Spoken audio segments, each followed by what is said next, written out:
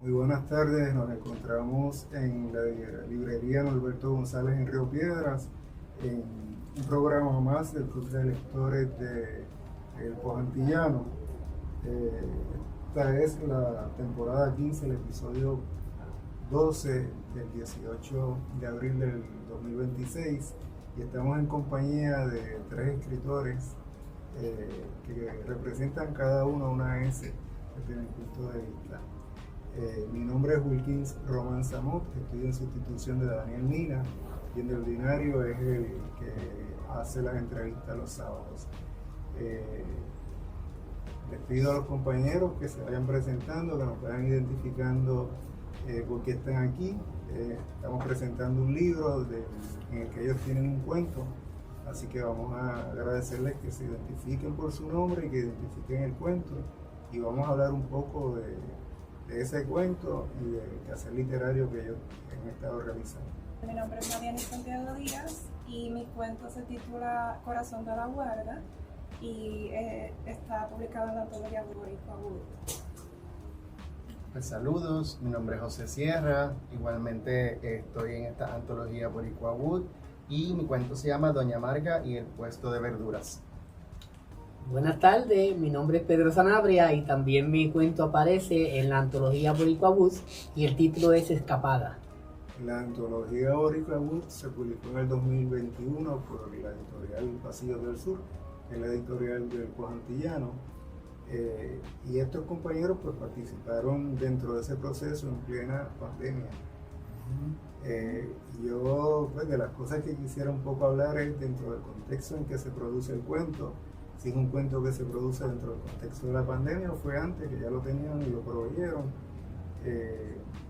¿Cómo se dio esa dinámica? A mí me encanta escribir todo el tiempo, así que surgió durante la pandemia por imaginación, por el tema de ficción y mitología y todo este misterio que me encanta. Y tengo que confesar que no he estado en la placita de Santurce, así que es todo creación en el cuento. ¿Tú no has estado nunca allí? No, físicamente en persona no he estado. Tienes que ir un jueves por la tarde. Allí se come bueno, no podemos hacer un auspicio a donde se come bueno, pero se reúnen mucha gente de San Juan y es un espacio, ¿no?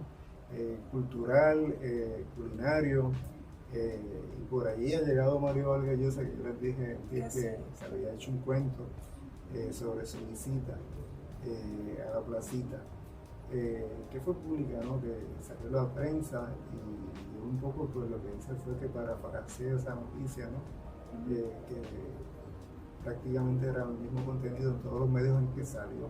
Sí.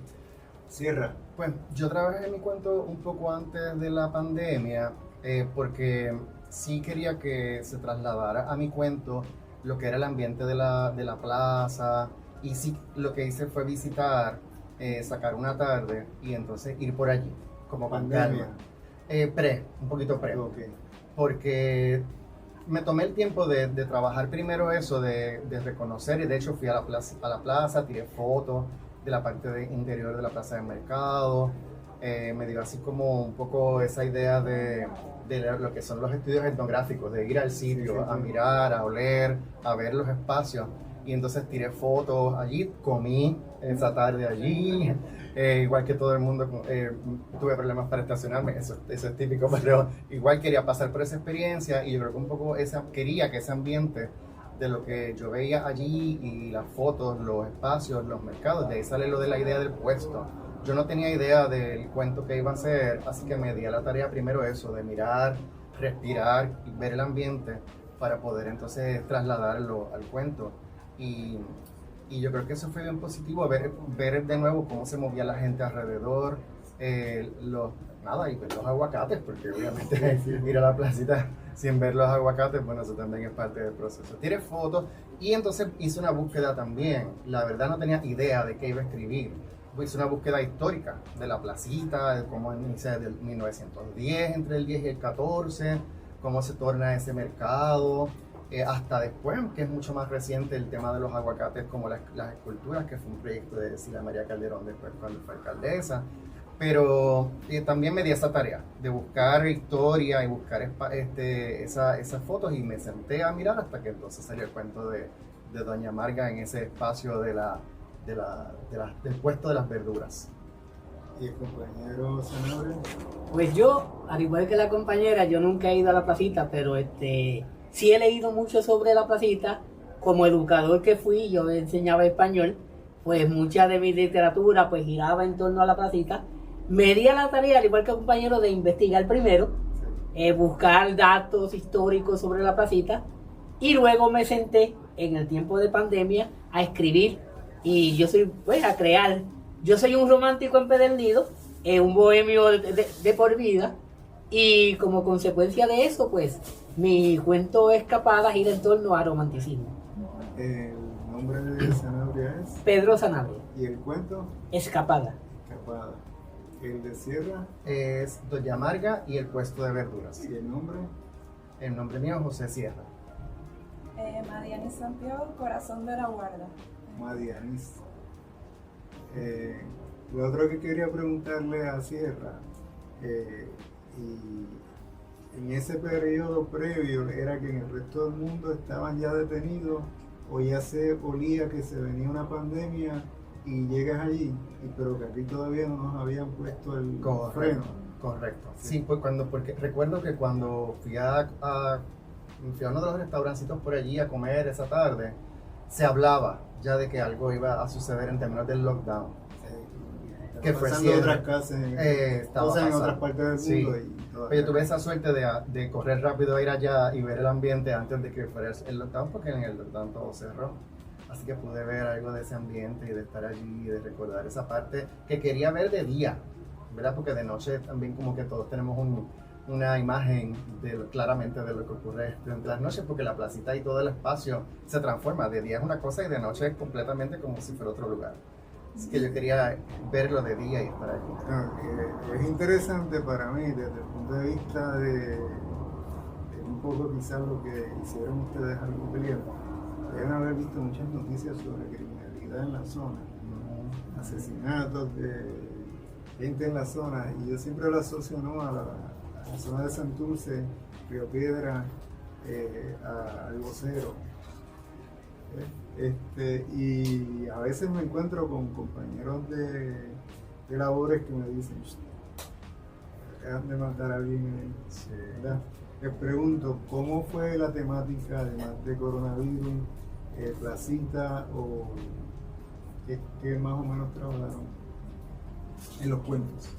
Pues en mi cuento yo recogí lo que las personas me habían contado sobre sus experiencias en la placita.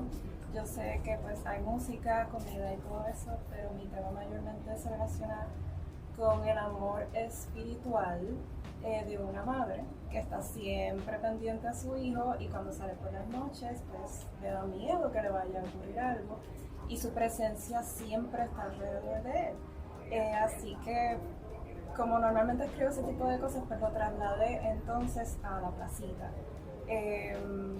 Y también está la música, pero es un mensaje más de respetar lo que es ese tipo de relación con la madre.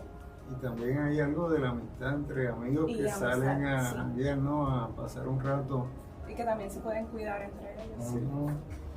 Esa madre yo la tuve, y mi madre, yo recuerdo, en mi memoria, que usualmente no se acostaba hasta tanto en cuanto llegaba yo y mi hermano. Así que esa madre abnegada, ¿no?, que está pendiente y orando porque nosotros lleguemos, ¿no?, lleguemos bien, ¿no? Cierra. Y en tu cuento hay un amuleto también que me parece que es Ah, bien el corazón de interesante. Sí, ese toque del amuleto es así medio misterioso y demás. Bueno, yo, como dijo Nina en el diálogo que hubo hace unos días, uno de los requerimientos de la producción del cuento eran tener 3 personajes. Así es que en mi caso, pues manejé la historia entre esos 3 personajes, y la historia transcurre en la placita. Es la historia de un joven que tiene que hacer un proyecto escolar, y ese proyecto tiene que ver con entrevistar a un adulto mayor para explorar la música de esa época.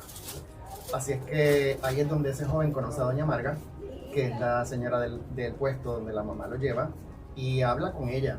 Y para sorpresa, pues el joven venía así como escuchando música de Bad Bunny, pero ya le habla de la música de Bobby Capó, y entonces ella empieza a cantarle, y empieza a cantarle Me importas tú, y tú, y tú, y entonces hay como un juego de música, de un personaje muy gracioso que es doña Marga, pero que además es una señora que está en silla de ruedas. Me gustó mucho crear ese personaje porque un poco visibiliza también la realidad de mucha gente con diversidad funcional, y entonces ella es muy real, muy auténtica, y le transmite al nene al final de la historia todo lo que es la maravilla de la música puertorriqueña y lo que es el espacio de la plaza.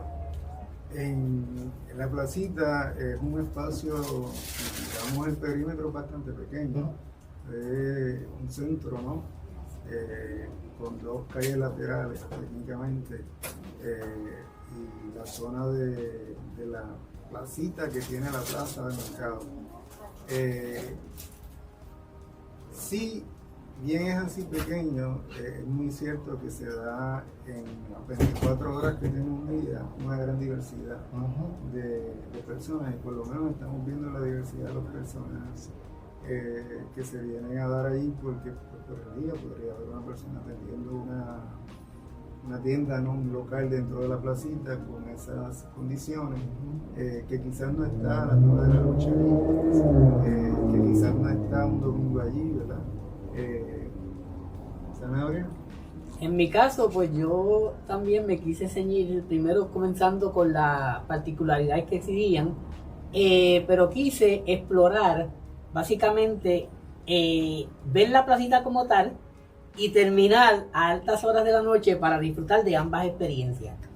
Pues creo un joven profesional que en cierta medida cansado ya de la rutina de su trabajo, decide partir a la placita por lo que conocía de ella y por lo que le habían contado, y como consecuencia pues llega a la placita, se encuentra con los aguacates, por supuesto, que es parte de lo autóctono del área, y penetra la placita, ve los frutos y demás, se encuentra con Iván, que es uno de los placeros, y le explica cuáles son los frutos de mayor importancia y los más exquisitos. Él decide adquirir algunos, también compra una serie de souvenirs para repartir a los amigos por la experiencia, y finalmente, con el área romántica que le dije ahorita, pues llega ya al área donde está la música, y nada más y nada menos que tiene que estar el Gran Combo, que es la institución de Puerto Rico. Y allí escucha la música de salsa, ve a una joven preciosa, taína, con los rasgos típicos de la mujer taína. Tímidamente se le acerca y le pregunta su nombre. Ella se llama María, y le pregunta que si la puede acompañar. Ella le accede. Ahí comienza la confraternidad entre ellos dos, hacen una amistad, terminan bailando. Él no baila muy bien, pero ella se movía al ritmo cadencioso de la música. En fin, que su experiencia fue una experiencia gloriosa y muy romántica. Al final intercambian números telefónicos y deciden que eventualmente se van a volver a encontrar. Él regresa a su lugar de trabajo, a su lugar donde reside, y ella reside al suyo, pero la experiencia fue algo notable, algo creativo, algo bien impactante para este joven llamado Pedro, que por primera vez llegaba a la placita. Pues mira qué curioso, porque a mí una vez Nina me dijo que para ser puertorriqueño había que bailar salsa. Y yo lo miré así como quien dice, bueno, pues yo no lo soy, porque yo no de bailar salsa no tengo nada. Y le dije, tú me tienes que llevar a bailar salsa entonces. Y lo reté y nunca me ha llevado a bailar salsa. Pues vaya. Pero pues sí, el Gran Combo, muchos de ellos deben haber sido vecinos quizás de Santurce y de la zona. Yo conozco uno de ellos se crió conmigo. Okay. El conguero del Gran Combo y yo nos criamos juntos en Salinas. El gran Miguel Pollo, que es el conguero del Gran Combo. Mi amigo de toda la vida, actualmente reside en Bayamón. El compañero tiene un pedigrí, me dijo, lo oí decir el jueves, fue docente.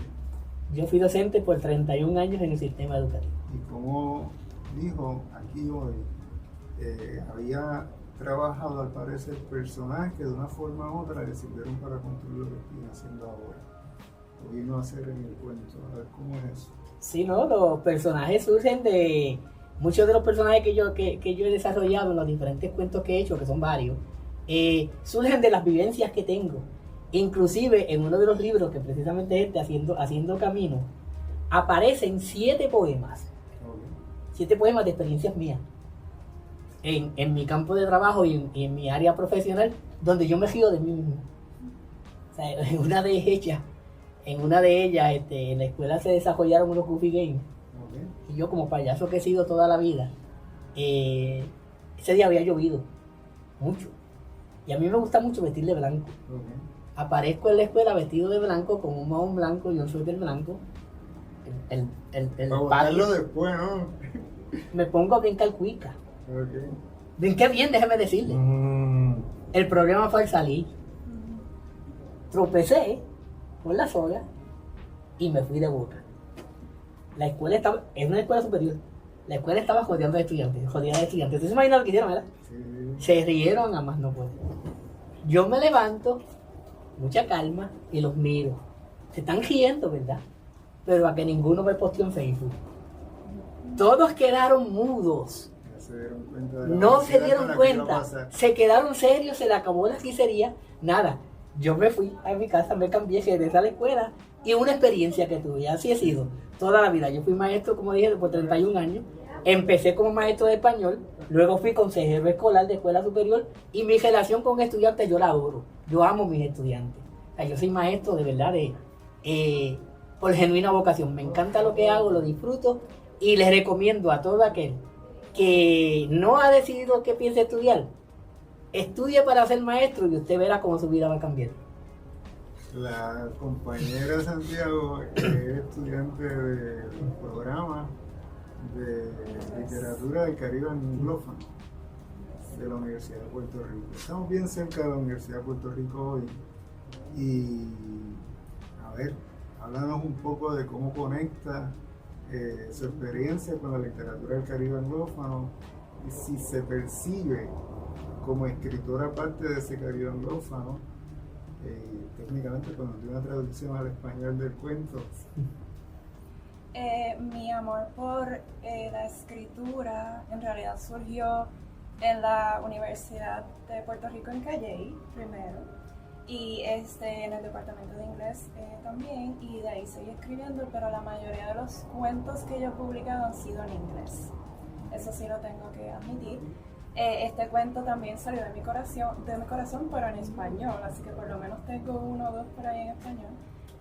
Y el departamento de inglés de aquí de la Universidad de Río Piedras sí ha tenido influencia en lo que escribo y lo que amo, lo que leo, todas esas enseñanzas, cómo el Caribe se ve a nivel mundial también. Y mi tema ahora mismo de investigación tiene que ver con el mar del Caribe como ente de conexión entre nosotros ahora y los ancestros africanos. Es un tema también espiritual y trascendental, vamos a decir, pero sí me veo como una escritora que forma parte del Caribe anglófono. Mayormente lo que voy a, como dije, como mencioné, escribo en inglés, así que... Mire, ayer yo me di una escapada al Festival de Claridad y está la tarima Elliot Castro, pero hay otra que es más pequeña y lo que yo oí allí fue rock en inglés. Y había un grupo cantando y había un grupo en el público disfrutando de esa música y me tuvo por sorpresa encontrarme con ese grupo allí, muy cerca de la bandera del Grito de Aguilares, que ayer o anoche quitaron del área. Sierra, eres maestro, ¿dónde estudiaste? ¿Cuál de una forma u otra no se ve esa presencia dentro del contexto de ese cuento o del trabajo creativo que van desarrollando? Sí, pues curiosamente sí, soy facultad de la Universidad Interamericana del recinto de Fajardo. Ya yo llevo en el sistema enseñando ciencias sociales y literatura más de 20 años en el sistema de la Interamericana. Estaba reflexionando con los compañeros en torno a lo importante del proceso de la educación y de cómo nosotros vamos creciendo desde ahí, porque recordé que aquí, cuando estudié en Río Piedras, en mi bachillerato, una de mis profesoras fue la poeta Aurea María Sotomayor. Yo tuve esa gran suerte de que ella fuera mi profesora de español, de varios cursos, y yo escribía, o yo creía que escribía, verla lo que parecía ser poesía, iba donde ella, y entonces ella me decía, está muy buena, aquí cambiarle esta palabra y demás. Y me dijo, tú debes como que continuar en el campo de los estudios hispánicos. No le hice caso y me fui por las ciencias sociales, pero después, pues como la vida es circular, pues terminé estudiando una maestría en creación literaria en Sagrado más adelante, y pienso que pues como profesor y como profesor también de literatura, realmente yo reconozco y estoy bien orgulloso de estar en este proyecto de Boricua Wood, porque pienso que fue una convocatoria bien importante, bien creativa y bien retante. Para mí, por ejemplo, cuando yo me llama la atención una convocatoria para escribir, es porque la convocatoria no me da una idea de nada. O sea, mi cabeza queda en blanco cuando yo veo la convocatoria. Esa es la que me gusta. Generalmente supongo yo que hay gente que pues, se atrae porque le genera alguna idea a esa convocatoria de escribir sobre algo. A mí no. A mí, si yo estoy en blanco, pues me da más curiosidad saber qué puedo producir de eso. Sí, y poder crear algo, porque es como que se convierte como que en un reto de yo con yo. O sea, ¿qué puedo hacer? Y de algún modo reconozco que este libro rescata mucho de lo que es la cultura nuestra, que eso no se da en todos los libros. Y mientras hablaban los compañeros pensaba que hay no solamente el elemento cultural que está aquí en Boricua Wood, de la placita y de lo que se da ahí, de lo que es muy nuestro, de la cantidad de turistas que llegan allí todos los días, que eso está evidenciado, y nosotros los puertorriqueños también, sino que hay un elemento, hay muchos, deben haber muchos, pero uno que se me ocurrió, que es un elemento que atraviesa todos los cuentos y todo el ambiente del libro, y es la música. Yo creo que de algún modo pensamos en la placita, ya sea de día o de noche, en nuestros cuentos es de día o de noche, atraviesa la música, en algún momento se atraviesa el gran combo. Y la en relación culinaria con la cultura, la idiosincrasia. Exacto. Por ejemplo, yo allí una vez comí arroz con sabor a coco. Exacto. O sea, y fue allí, yo no he comido eso en otro sitio. Exacto. Exacto. El enfoque etnográfico que trae, lo trae por sociólogo, Yo por creo que sí. antropólogo. Yo creo que por la parte de sociología, claro, y de trabajo social también. Creo que eso también me generó curiosidad. Y bueno, fue como un experimento que quería, ya que no tenía idea de qué poder escribir, llegar allí, estar allí, meterme en ese espacio y respirarlo y ver qué salía de ahí. Y yo creo que me gustó mucho crear el personaje de Doña Marga, aunque nosotros como escritores, yo no sé ustedes, pero uno genera un personaje en la cabeza que de repente uno tiene unas ideas, pero el personaje también se va desarrollando solo. En un momento se va por un camino que uno no había anticipado. Y Doña Marga es un personaje que yo me gusta mucho, como es ella, es muy graciosa, a pesar de ser una mujer que está en silla de ruedas, que está allí, está muy contenta con lo que hace, le gusta lo que hace, y es graciosa, ayuda mucho al personaje, al segundo personaje que es el jovencito. Y creo que el libro logra hacer eso, tú poder respirar en unos cuentos la música, poder escuchar en unos momentos la música, poder respirar en unos momentos el ambiente, poder estar allí en la placita, que es tan nuestro, o sea, como el compañero, por ejemplo, menciona en su cuento las alcapurrias, por ejemplo, entonces se las habla de o sea, es la comida, es la música, es el espacio, es el ambiente, es la gente, que de algún otro modo todos los puertorriqueños hemos vivido la experiencia de la placita de alguna manera, entonces el libro la recoge. Creo que es muy, muy visual lo que presentan los compañeros en términos de los cuentos también. Y pienso que para alguien que no conoce la placita, puede ser extranjero o puertorriqueño, es una buena manera de adentrarse a ese espacio y a ese ambiente. Cultura. Exacto. El dato de la alcapurria, usualmente la alcapurria que se consigue en San Juan es la alcapurria de yuca. Ajá. Y allí es donde yo creo que se consigue la alcapurria que no es la única. Y el otro dato que yo quería traer a colación con el compañero Zanabria era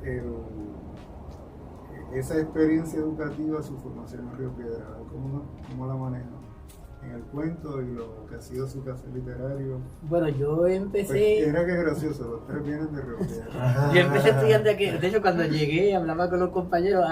Ahí está la Yupi, que yo estudié allí.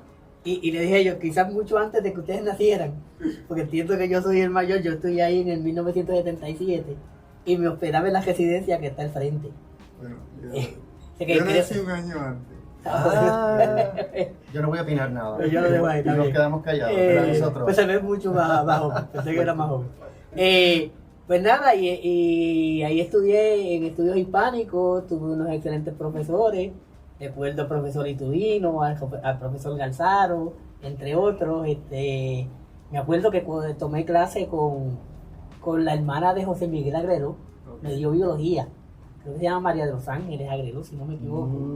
Y la hija de Gregorio Castillo fue mi compañera de estudio, Zulma. Zulma estudió conmigo. Pues nada, yo empecé en el 77, pero no creas que fue tan fácil. Yo no sabía que iba a estudiar. Yo empecé en el 77 estudiando psicología. De psicología me cambié a química. De química me cambié a contabilidad. De contabilidad me cambié a enfermería. De enfermería me cambié a educación para ser maestro de inglés. Por eso le dije, que yo tengo un minor en inglés, yo tengo 21 créditos en inglés. Y luego una profesora, precisamente por escribir, en un trabajo que ella nos dio en la clase, me dijo, Pedro, tú tienes vena de escritor, ¿por qué tú no estudias español? Y eso me impactó, y ahí hice el cambio a español, que fue mi último cambio. De ahí me gradué en el 1983, o sea que tuve varios años brincando de facultad en facultad. Y una vez llegué al departamento, créame que me encantó. Al extremo que en mi práctica, el grupo que tuve de práctica, yo le llamé grupo de oro. A ese grupo yo redacté, cuando terminé la práctica, unos pequeños escritos sobre cada uno de ellos, describiéndolo en especie de carta, y se la entregué. Con esos estudiantes todavía yo guardo relación hoy día. Los veo, nos hablamos, los tengo en Facebook, tengo sus teléfonos, ellos tienen mi teléfono. O sea que, y yo le digo que sin temor a equivocarme, yo fui maestro de vocación. Me encanta lo que hago. Todavía yo visito las escuelas. Yo trabajo, le dije a los compañeros, yo soy supervisor de colegio, yo sigo visitando escuelas. Yo visito mi escuela donde yo me gradué de cuarto año todavía. Pertenezco al consejo escolar de esa escuela. O sea, yo me paso en las escuelas. O sea, yo vivo estar en las escuelas. Me encanta, de verdad me encanta ser maestro. De verdad que sí. En lo que dijo el compañero de la correlación entre ciencias sociales y literatura, yo estoy hoy aquí entrevistando. De ordinario hago entrevistas por escrito a escritores. Y mi formación es en antropología social. Así que cuando los oigo a ustedes, ¿no? Igual lo que son los Caribbean Studies, que es lo que son los estudios de área, Ethnic Studies, eso técnicamente es lo mismo. Y estudios hispánicos, si tenemos el concepto de lo que de una forma u otra es el Federico Adonís y su concepción de lo que fueron los estudios hispánicos, es mucho más que español.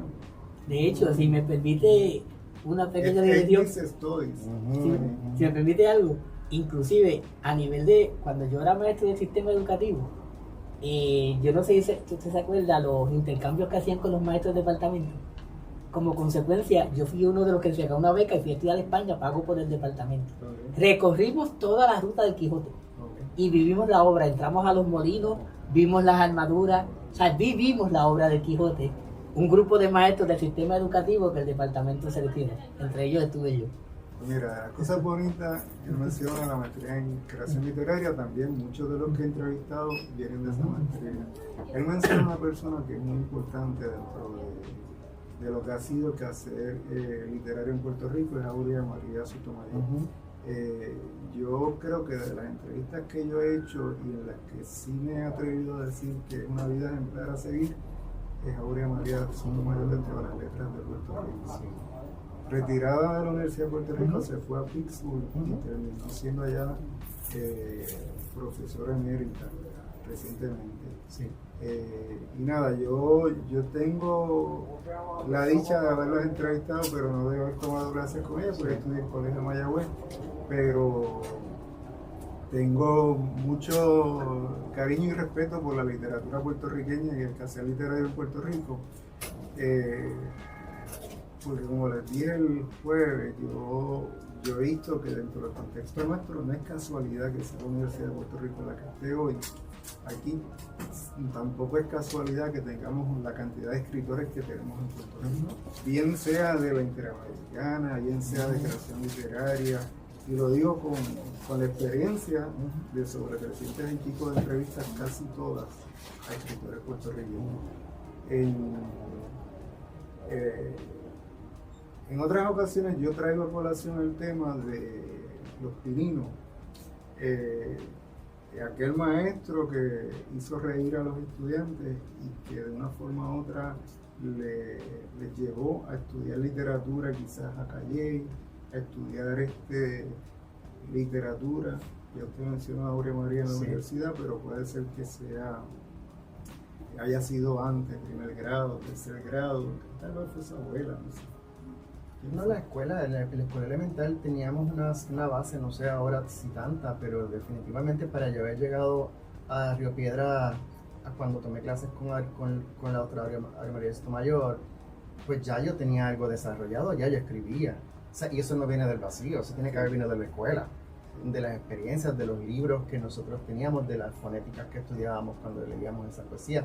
Yo vi a Aurea María como la culminación y el empezar de una forma en que ella validaba que yo escribía, pero claro, en el 85 pues Aurea María Sotomayor no era la Aurea María Sotomayor de hoy día. En ese momento pues ella sí me regaló creo que su primer libro lo tengo todavía, lo conservo con mucho cariño autografiado, porque yo la admiraba mucho, y en este momento pienso que ella en efecto es una poetisa gigantesca de la literatura puertorriqueña. Sus letras son hermosas, y cuando uno las lee con el tiempo, pues la vuelves y la aprecias otra vez. Y la sigo.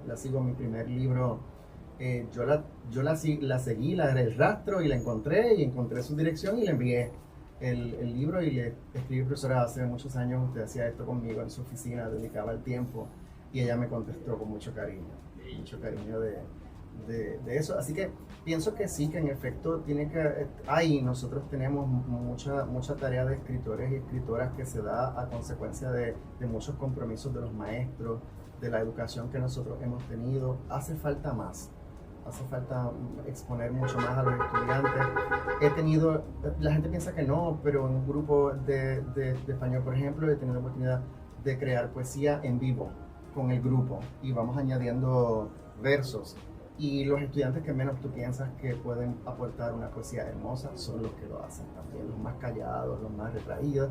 Esos aportan unos versos inmensos y hermosos también. Así que la tarea de la escritura está ahí en mucha gente, y nuestra cultura pues quizás no se ve, no se valora tanto muchas veces en muchas instancias, pero creo que en los últimos años sí, creo que en los últimos años hay mucha producción. Lo hablaban ustedes el jueves en la transmisión que yo vi, cómo esa producción está ahí, y es mucha y es buena, es de muy buena calidad. Y aquí se traduce en Boricua Wood, definitivo también. Es un libro pequeño, porque tú lo ves como que es pequeñito, pero es tan poderoso, es tan potente. Los cuentos son muy buenos. Sí, porque hablabas de la antropología, entonces hay como una línea entre antropología y el asunto de la cultura que están aquí, Sí, en la plaza. culinaria. Pues claro, y en general. Sí, no, y la bebelata, Exacto. el lugar de la dinámica de la ausencia quizá de unos espacios fuera, curiosamente resulta ser ese el espacio donde sirve de encuentro, ¿no?, a grupos de estudiantes. Yo recuerdo antes de 2009, 2006, 2000 estudiantes, yo estaba estudiando en Puerto Rico hasta 2005. La placita era el lugar de jangueo, ¿no? Así que esa experiencia un poco la conozco, pero no la fui no la ejercité en ese periodo. Nada, ¿Qué maestro, de una forma u otra? no, ¿Qué abuela, qué tía, qué ejemplo tuviste? pues yo diría que tuve varios profesores. O sea, dentro del proceso mío de indecisión, Escribes décimas. no, yo escribo poemas, yo escribo cuentos. De hecho, tengo unos poemas bien, porque yo soy bien. Yo pienso que escribimos décimas en la escuela, eso lo hicimos en algún momento. No, lo que las décimas vienen por otro lado. No sé si usted ha ocasionalizado mi apellido. O sea, ¿Y de dónde yo soy? Yo estuve a punto de preguntar. ¿Y de dónde yo soy? Pues ellos son primos míos. Ay. Alfonsito, Vicky son mis primos. Sí. O sea que de ahí viene algo de eso. De junta familiar. Algo de eso. Pero yo no creo que escribo. Los que cantan son ellos. Si cantamos aquí se acaba la entrevista porque el aguacero va a ser enorme. Nada. Pues tuve varios maestros. Y de hecho yo pertenezco a un círculo literario en Salinas de muchos escritores. Se le llama el Círculo Literario Antonio Fejela Tirano, donde tenemos como 30 y yo creo que 25 tienen libros publicados. Y ahí fomentamos la creación literaria, damos talleres, etcétera, etcétera.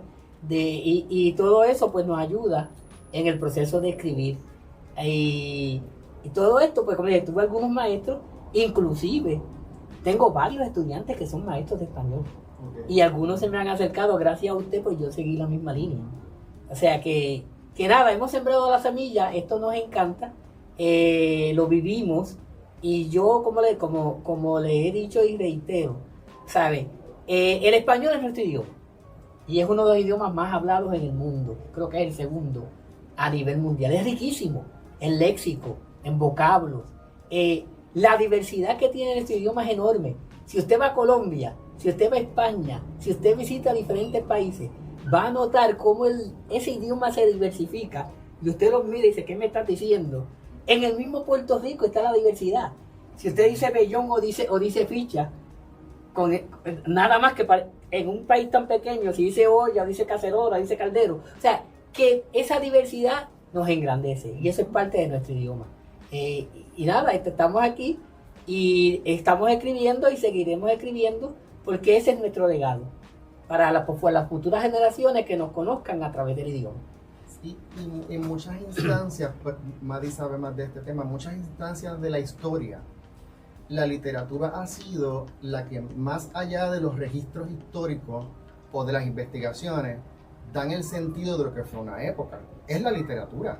O sea, desde los griegos inclusive, cómo fue ese ambiente, ese contexto, qué describía las relaciones humanas, era la literatura, ha sido la literatura la que describe y muy probablemente Boricua Book es uno de esos herramientas, va a ser y va a continuar siendo en la medida que el tiempo pase, una de esas formas en que la literatura va a describir cómo fue la placita en unos momentos, qué cosas se daban allí en términos de las relaciones y de nuevo, más allá de lo que se puede registrar en los libros de historia, más allá porque la literatura incluye la conversación, incluye la relación que la gente se da en el lugar de las experiencias, exacto. Y eso va a ser un valor bien grande, es un valor grande en este momento de Boricua Book, pero yo pienso que cada vez que pase el tiempo va a tener un valor mucho más grande. En algún momento Sanabria mencionó la palabra romanticismo. Yo soy un romántico por naturaleza, o sea, me encanta el romanticismo, yo soy fanático de Becker. O sea, de ahí surge el romanticismo y yo lo plasmo en las letras. O sea, en muchos de mis poemas, muchos de mis escritos, porque yo he cultivado menos el drama, los 4 géneros. Escribo poesía, escribo ensayo, escribo cuentos y he escrito novelas. En todas hay algo de romanticismo. En todas. Y además del romanticismo, hay otro elemento que yo exalto en mis escritos. Y es la puertorriqueñidad. Si usted ve, por ejemplo, mis libros, siempre aparece ¿qué? La bandera. O sea, yo soy puertorriqueño hasta el tuétano. Y defiendo mi patria hasta home. O sea, de eso se trata. Santiago, ¿cómo se traduce ese lenguaje dentro del contexto del Caribe anglófono, viéndolo desde usted como escritora, como productora de conocimiento en Puerto Rico? ¿Cómo esa puertorriqueñidad, esas similitudes entre lo que puede ser un romanticismo dentro de la literatura del Caribe anglófono, aunque no sea de Puerto Rico, por ejemplo, y si lo has visto en Puerto Rico, contemporáneos nuestros que hablan, cantan, como estaban ayer en Especial de Claridad en rock, y rock en inglés. Pues primero empezando porque yo escribo en inglés, pero respeto lo que es el español y es mi idioma y todo, pero por alguna razón me siento más cómoda escribiendo en inglés. Y pues por lo que he visto, Romanticismo. Si existe un romanticismo dentro del Caribe anglófono, que ustedes lo estudien dentro del contexto, porque que puedan ver yo- similitudes en lo que él llama romanticismo en la literatura puertorriqueña o hispana. como estudio de todo el Caribe, pues la pregunta ahora mismo, pero hay de todo. Ahora mismo estaba estudiando de Haití, de Antigua, estoy trabajando con la escritora Miriam Chansey, que es de Haití. Y la forma en que ella describe, por ejemplo, cosas de Haití en su novela, sí tiene que ver con esa pasión y ese romanticismo de lo que vemos que están describiendo los compañeros. La música, el lenguaje, todo, y que ella siempre enfatiza en Haití, se ve de esta manera tal cosa, o que nosotros repetimos, no, ahora mismo no me acuerdo específicamente, pero utilizamos ciertas palabras para identificarlo, y lo dicen y lo marcan. Y ahora mismo pues no me viene a la mente realmente. Ellos te dicen el arroz con coco. El arroz con coco, es que así. Porque a mí me han dicho que es del norte hacia allá. Habla de Puerto Rico. Sí. Hacia allá, las islas por ahí.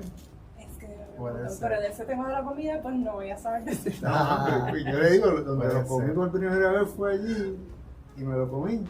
Nunca pero o sea, son cosas que de una forma u otra pueden estar asociadas a nuestra relación con las islas, que dentro del contexto que es del norte hacia allá, puede ser más fuerte que fuera de esa zona. Igual las divergencias lingüísticas, ¿no? Sí, sí. Que él va identificando y el impacto que de una forma u otra se da por la presencia norteamericana desde 1800. No está estudiando el Caribe anglófono porque sí. No, exacto, es mismo. Pero sí se ve la influencia y el por qué lo estoy estudiando. Y yo tengo esa guerra interna también. Porque cuando voy, por ejemplo, a conferencias a presentar mis cuentos, mis trabajos, todo es en inglés. Incluso si voy a presentarme, que fui a Madrid el año pasado, pues mi cuento era en inglés. Y yo tengo que explicar, yo estoy estudiando en la Universidad de Puerto Rico en el departamento de inglés, pero soy de Puerto Rico y hablo español. Pero pues, según la historia, pues nosotros tenemos el idioma también. Mencionó que no logra identificar un romanticismo en el Caribe anglófono. Posiblemente lo hay. Lo tengo. Estamos- Es que- Pero posiblemente que lo que Diana dijo pueda identificar una similitud con Palés. Vale, más. Poesía negroide, ¿no? Sí, pues de Guayama, ¿qué es? Sí. Por lo menos lo mío es que no es poesía. Sí. Nada, Disculpe. Pero que nada, ya- estoy pensando que por ahí podríamos encontrar unas líneas igual, quizás por las experiencias que uno ha vivido, ¿no? De lo que fueron las luchas de Vieques, y conoce, ¿no? Vieques, Culebra, y conoce a gente que estuvo participando nativa de allí, ¿no? Puertorriqueños de allí. Uno sabe que de las mayores experiencias que ellos tienen en el día a día no es con nosotros, es con las islas que están un poco más abajo, que son anglófonas, y como pescadores. Incluso si se pierden o se tienen que ir a algún sitio a huir del cambio en el mar, ¿no? A veces es visitar una de esas islas y protegerse. Que eso también viene con mi tema de tesis, porque como estoy trabajando en el océano como puente de conexión, que ahora acabo de mencionar, pero hay personas que ven el mar como borde Sí. y lo ven como sufrimiento, como separación. Y ahora que mencioné lo de Vieques, que hay personas que lo ven como allí están los de Puerto Rico y acá están los de Vieques. pero pues para mí es una conexión entre nosotros como quiera, un ente natural, espiritual. Bueno, yo puedo darte un dato ahí de Mayra Montero. La última noche que pasé contigo, que es un viaje al Caribe, es cierto. Y que ahí pues hay una conexión un poco con el mar. Sí. Las visitas, ¿no?, a las islas. Sí, de hacer en la isla. Que yo creo que un poco nos habló también de esa experiencia, de lo que estabas haciendo, de lo que estabas estudiando. Se parece un poco a eso, ¿no? Sí. Sí. Nada, nos quedan 10 minutos. Yo también pregunto, yo empecé preguntando esto porque en Puerto Rico en el 30 y pico hubo una generación que se preocupó por contestarse una pregunta de qué somos, cómo somos. Y esa generación debatió eso, el socialismo surgió de ahí, Pedreira, estuvo muy vinculada a estudios hispánicos, produjeron una revista que se llamaba Índice. Y entonces, a partir de eso, pues mi formación también en Puerto Rico, en estudios puertorriqueños, yo siempre entonces preguntaba, pues incluye una pregunta relacionada con el cómo somos, qué somos, como escritores, cómo nos identificamos, afrodescendientes, ¿no?, puertorriqueños. También me encontré en algún momento que quizás uno de nuestros mejores escritores que vivió exiliado en México, José Luis González, decía que él era universitario mexicano, puertorriqueño, literato. O sea que quizás ese sujeto que es bien importante dentro de lo que es la producción del cuento en Puerto Rico, dentro de su generación, tenía esa dicotomía o incluso tricotomía, porque también entiendo que tenía un antecedente, ¿no?, dominicano. Y todos sabemos en Puerto Rico que si miramos un poco más al fondo vamos a encontrar antecedentes así. Y pues entonces yo pregunto qué somos, cómo somos, nos sentimos escritores puertorriqueños, escritora caribeña, ¿qué? Usted me dijo que era puertorriqueño. No, y yo me identifico, mientras lo escuchaba, con una persona que surgió a principios del siglo XX, el famoso, el aguadillano José de Diego y Martín. Con ese escritor me identifico. Y entre sus poemas recuerdo Última Arte, porque soy así, colgarme al pecho después que muera mi verde escudo en mi relicario, cubrirme solo con el sudario de 3 colores de mi bandera. Y por eso mi bandera es tan importante. Y como usted dijo, puertorriqueño hasta el tuve tanto. Puerto Rico primero, Puerto Rico segundo y Puerto Rico tercero. O sea, nuestra patria, nuestra nación es una nación gloriosa, de hombres grandes, de mujeres grandes, de hombres de valor. Hemos tenido Miss Universe, hemos tenido hombres peloteros en el Salón de la Fama, hemos tenido campeones mundiales. De hecho, una de Miss Universe fue mi alumna, Zuleika fue alumna mía. O sea que, y somos grandes. Y no permitamos que nadie nos menosprecie. Ni a nadie le tendremos que rendir honores, porque el puertorriqueño uno solo. Todos nosotros y nuestra patria se siente orgullosa de todos nuestros puertorriqueños. Cierra. Yo pienso que toda la literatura siempre va a tener un comentario social. Entonces ese comentario social va a venir de nuestras raíces, de nuestro contexto, de lo que somos y de lo que vivimos en nuestra puertorriqueñidad. Es que quizás el criollismo en su narración colocaba una situación social problemática. En algún momento mencionaba a José Luis González como el tema de la pobreza, él lo colocaba como el eje de la historia, colocaba el tema del racismo, colocaba el tema de la desigualdad, por ejemplo, pero tratando de unir eso al tema del amor romántico, que no es lo mismo que el romanticismo, pero el tema del amor romántico, siempre habían algunas historias también allí. Estaba predominantemente la pobreza, pero había una pareja que de algún modo demostraba alguna situación problemática de lo que es ese amor romántico. Entonces, pienso que sí la hay, creo que tiene que haberse desarrollado mucho estudio sobre eso también, desde el punto de vista de la literatura puertorriqueña, estoy seguro. Pero yo por lo menos, sí mencionaste a José Luis González y otros, y de Diego y otros, que sí pienso que nunca dejamos de ser, sé que es un comentario mío que no todos vamos a estar de acuerdo, pero para mí nosotros nunca dejamos de ser criollistas en algún momento. Lo que pasa es que en los 30 serlo es muy diferente a hacerlo ahora. El modelo y ella, o sea, somos del criollismo, del tipo de criollismo también, es como que estamos creando un nuevo criollismo. Mira aquí cómo estamos describiendo la plaza de Santurce, ¿qué más criollismo que eso? ¿Qué más local, qué más nuestro, qué más alcapurria que eso? O sea, de algún modo siempre ese comentario va a estar primordialmente en nuestras narraciones o secundario, pero siempre va a estar ahí. Entonces podríamos hablar de un nuevo criollismo, ¿por qué no? Podríamos decir, cuando algunos estamos tratando de comentar algo con relación a sacar a una mujer de la plaza de mercado, que además no solamente es una mujer, sino está en silla de ruedas, y cómo ella está allí haciendo un trabajo. Entonces, ahí hay un comentario social importante, y pienso que de algún modo siempre lo vamos a hacer con nuestros personajes, porque están ahí, son parte de nuestra realidad. Y cómo pienso que nos podemos ir desarrollando, y claro, todos son áreas de estudio que pienso que podemos hacer más siempre, pero a mí, de nuevo, el libro me gusta mucho, creo que es algo, pienso que es un libro de estudio, de literatura, desde el punto de vista antropológico y desde otros ángulos también, creo que debe serlo, yo creo que lo debemos valorar desde ahí. Mencionabas que hiciste etnografía, yo lo oigo y pienso que no literatura. Sí. Sí. Santiago.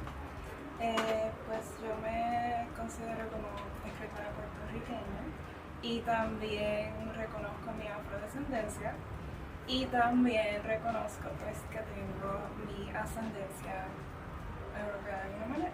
Sí. Pero como decía el compañero, yo estoy ahora mismo estudiando escritores como Kevin Adonis Brown, que pues quizás no lo conocen, pero él expone que normalmente la gente del Caribe se siente como que no pertenece a ningún lugar. No hay un belonging. Ellos se sienten como que pues fueron colonizados de distintas partes y ellos no tienen su propia identidad, no están, tienen distintas identidades. Pues él dice que él está escribiendo para que el caribeño cree un espacio de identidad propia, que ahora que sea una creación, con el mismo arte, con el mismo non-fiction que es no ficción, y yo considero que pues yo me veo de esa manera, que quizás quiero aportar a esa creación de ese nuevo espacio de identidad de nosotros puertorriqueños, caribeños y con una conexión entre todos nosotros del área. ¿Y cómo vincula tu formación en estudios del Caribe anglófano con la diáspora, que posiblemente se está expresando también en una escritura en inglés? Sí, pues siempre estoy escribiendo también, pero leyendo de escritores de la diáspora. Ahora mismo tengo mucho contacto con una escritora puertorriqueña que se llama Dalma Llano Figueroa, que no sé si conocen su obra, ella tiene 2 novelas, Daughters of the Stone y A Woman of Endurance. Y pues ella plasma ese mundo de la esclavitud de los 1800. Ella buscó investigaciones, ella hizo investigación, buscó información y todo que no es sacado de la imaginación. Pero ese mundo que ella plasma es tan real que tú sientes que estás experimentando el dolor y el sufrimiento de los ancestros africanos, pero a la misma vez hay sanación en la historia. Y pues la conexión es bien cercana y la seguiré estudiando hasta el final. Fíjate, hace 2 días, yo creo, un compañero de trabajo me hablaba de una experiencia que él tuvo en alguna actividad en Santurce, como ir con tambores o enero, no sé, y se tuvo que mover del área, ¿no? Porque se fue a llorar. Pues un compañero afrodescendiente. Emocional. Así de Emociones, intenso, claro, sí. son emociones. Y mi experiencia en el Colegio Mayagüez de las primeras veces que quizás fuera de haberlo visto quizás en un festival que estaba Andrés Jiménez y veía los pleneros allí, fue en el Colegio Mayagüez siendo estudiante en la calle. Entre la Hostos y la Bosque se ponían a tocar plena y una de las canciones que a mí nunca se me olvidó porque nunca la había oído antes era relacionada con la bandera, que la única bandera azul, blanco y colorada, tiene en medio una estrella. Y nunca se me olvidó, yo me quedé, yo nunca aprendí a tocar plena, pero me quedé así y yo se me quedó la canción. Así que nada, yo creo que mi hijo crece en Estados Unidos, mi hijo escribe en inglés. Y nada, son experiencias de la diáspora y la relación con esa diáspora que es mayor que la población en Puerto Rico, y que tiene gente escribiendo literatura allá en Salinas, como tiene compañeras acá escribiendo literatura que no deja de ser nuestra dentro de la idiosincrasia de Santurce. A veces, y esto yo lo he hablado con compañeros que escriben en español, ¿verdad?, que tratan de, o que tienen que hacer uso del idioma inglés, que traducen, según van escribiendo, ¿no?, pero desde el español, ¿verdad? ¿Cómo lo haces? Pues, ¿Desde el inglés hacia el español o desde el español al inglés? cuando yo escribo, o Sí. muy interesante la pregunta.